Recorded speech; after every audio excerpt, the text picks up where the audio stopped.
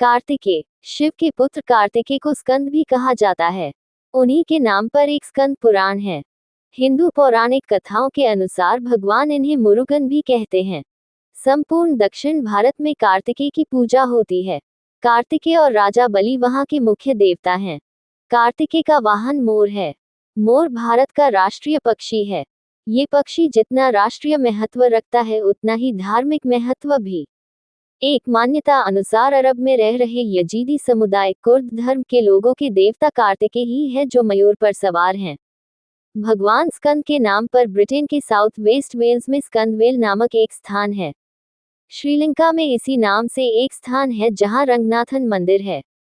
Malaysia की बातू गुफाओं के प्रवेश द्वार पर शिवपुत्र कार्तिकेय की विश्व प्रसिद्ध विशाल प्रतिमा स्थापित है। यूरोप में एक स्कैंडिनेवियाई नामक एक प्रायद्वीप है जिसमें नॉर्वे, स्वीडन व डेनमार्क आते हैं। भाषा के जानकारों अनुसार संस्कृत शब्द स्कंद से ही स्कैंडिनेवियाई शब्द की उत्पत्ति हुई है।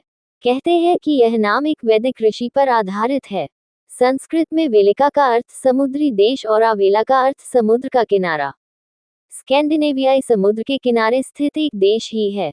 महाभारत के शल्य पर्व के एक श्लोकानुसार इस स्थान का संबंध भगवान स्कंद से भी है। कार्तिकेय का वाहन मयूर है। एक कथा के अनुसार कार्तिकेय को यह वाहन भगवान विष्णु ने उनकी साधक क्षमता को देखकर ही भेंट किया था। मयूर का मान चंचल होता है। चंचल मन को साधना बड़ा ही मुश्किल होता है। कार्तिकेय ने अपने मन को साथ रखा था।